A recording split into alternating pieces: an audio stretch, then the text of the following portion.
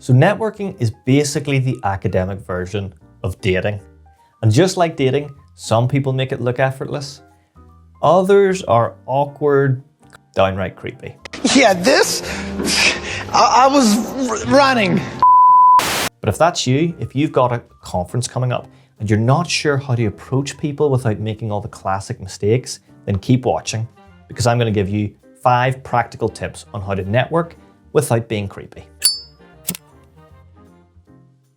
Number 1, pick your moment. Let me ask you this. Have you ever been at a restaurant and the exact second that you take a massive bite of that burger, the server appears out of nowhere to ask you, hey guys, everything going all right tonight? How's the food?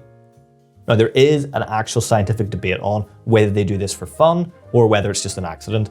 But the last thing that you want to do at a conference is recreate this exact situation. Now, people do build networking up in their minds until it becomes this big scary thing, and that makes them nervous and prone to doing stupid things, such as approaching someone right as they start eating. Do not do this, okay? Lunch is a rare slice of downtime.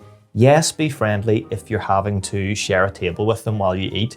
Exchange the usual pleasantries. Hi, how are you? That sort of thing. But don't interview them while they're chewing, okay? If they start the conversation, that's great. You can gently steer it towards academic topics if you wish. Otherwise, just leave them alone during lunch while they're eating. Now, the best times to approach someone would be, it could be lunch after they finish eating, but more so the evening reception, okay, when drinks are served. Social events, these are normally organized by the conference to help people relax and start chatting. Poster sessions are a really good one as well, okay? Everyone is literally there to talk, and they've usually got an alcoholic beverage, which helps a little bit too.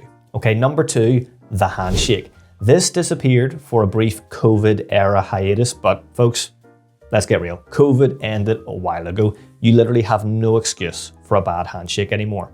And handshakes, they've been the standard greeting in most cultures for about 3,000 years, probably more than that. So take a couple of minutes and get it right. The 2 most common mistakes I see here are either too weak, which feels creepy or timid, or too strong. Okay, that feels like someone is trying to assert their dominance on you. You want to aim for a handshake somewhere in the middle. It should be firm and roughly match the other person's grip, okay? And please, for the love of all things holy, look them in the eye, okay? Do not stare at your own hand while you're shaking their hand. It's weird, okay? And it sounds funny, but you'd be shocked how often this actually happens. Now, the reason I think the handshake is the best way to start a conversation is because it communicates 3 things: trust, goodwill, and respect. But hey, if you think you've got a better one, a better way to start a conversation than a handshake, let me know down in the comments below. I want to hear from you. Number 3, focus on them. Okay, do not focus on yourself. Academics, probably the most easily flattered group on planet Earth, okay? They spend years toiling away on something that's incredibly niche, but deeply personal to them, deeply important. So when someone genuinely finds their work interesting, they absolutely light up. They almost swoon, okay?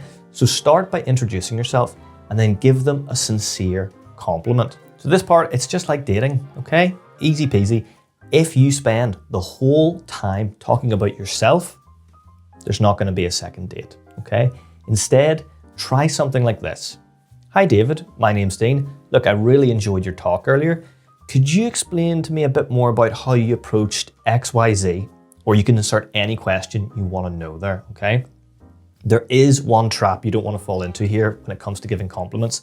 If they're clearly in a senior position compared to you, if they're higher up on the academic hierarchy, you want to avoid compliments that sound like you're grading their performance. For example, if you are a PhD student and you're speaking to a senior established lecturer and you say something like, hey, well done on your talk, it was really good, it can sound a bit patronizing. Instead, what you can do is reframe that compliment as a question. Something like, hi, look, I'm always trying to improve my presentations. How do you make yours look so effortless? Or what did you do to prepare for that one? Because it was really, really slick. That shows a level of respect, but also indirectly delivers the compliment and creates an opportunity for discussion. Number 4, exchange contact information.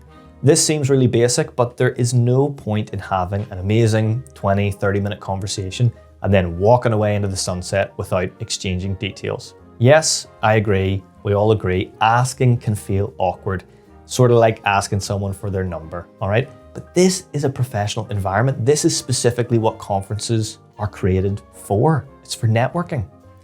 Now, sometimes the senior person in the interaction will take the lead if they sense a mutually beneficial relationship, but if you approach them, it's usually your job to initiate. So you could say something like, hey, thanks for the chat. Would you mind if I stayed in touch by email about possible collaboration in the future? Something like that.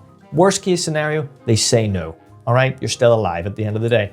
One thing I would add here is that do not settle for simply giving them your email. Okay, you need to get their contact information, because if you just give them yours, you are completely reliant on them reaching out to you. Okay, you're giving up all the control in the situation. So make sure you get their email address or whatever other contact information is relevant to you. So the fifth and final tip is do not tolerate disrespect. Yes, we have all heard horror stories from conferences, senior PIs being rude or dismissive to students. It happens every so often, okay? If this happens to you, if someone treats you poorly, stay calm, stay professional, thank them for their time, and just excuse yourself, okay? Their behavior reflects on them, not on you. And what you'll probably find is if you go and tell your colleagues about that, who are more experienced, they'll go, oh yeah, I know so-and-so, they're a complete asshole. So folks, did I forget anything? How do you normally approach networking? Let me know down in the comments below. And as always, if you're enjoying this content, please don't forget to hit like and subscribe to keep seeing more of it. And I'll see you in the next one.